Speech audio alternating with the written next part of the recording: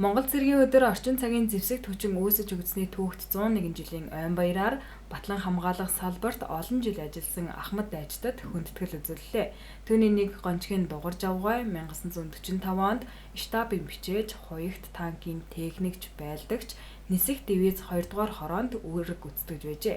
Тэрээр энэ үеэр хүндэтгэл үзүүлсэн явдалд талархсан сэтгэлээ аймгийн удирдлагт инхүү илэрхийллээ. Япон нөхдүүдийг мал чаргалдаж цааснаас нь дэрэгд нь явж л байлаа.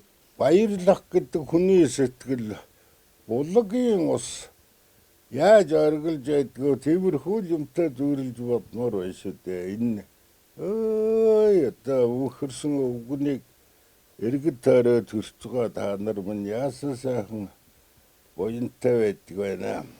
Яасан хангалттай сайхан сэтгэл онгой сайхан байх юм бэ?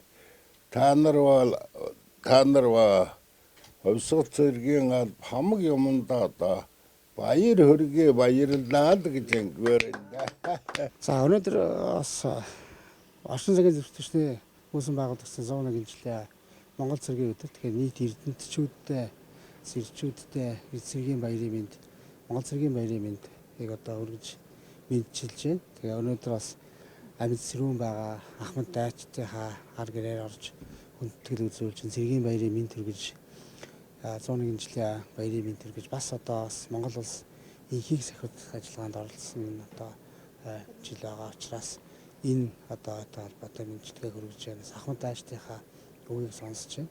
За жилээс жилд Ахмад дайчд маань бас мэдээж биологийн хувьд одоо бас цөөрч байгаа юм. Өнөөдөр одоо бид бүхэн бол сая одоо Ахмад дайчин дуурж байгаа гэрээр ороод ингээ гарч байна. Ер нь бол одоо Орхон аймаг бас цэргийн штабаараа дамжуулаад нийгэм бодлогын хэлцээрээ дамжуулаад Ахмад дайчтайгаа сайжруулахаар холбоотойгоо ингэж одоо ажиллаж байгаа. За цар тахлын үед бас яг гэрээр нь орох ажиллагаа жаахан тасалдсан баг. Түүнээс авц жирэмсээр үр хүүхдүүдтэй нь уулзах гэдэг ингээд бас үйл ажиллагаанд явагддаг.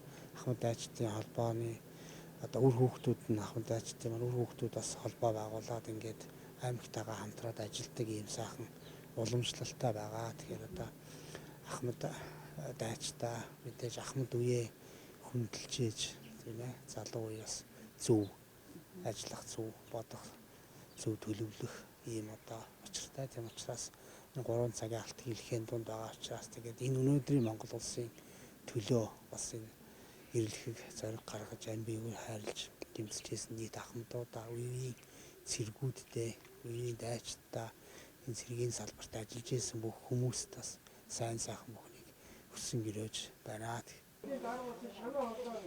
1945 оны чөлөөлөх дайнд оролцож явсан Сүрэнжав, Дугуйжав, Пүрэвжав Ахмад дайчдад аймгийн засаг дарга Бат жаргал, аймгийн засаг даргын орлогч Түмэн жаргал, Төвшин жаргал нар хүндэтгэл үзүүллээ.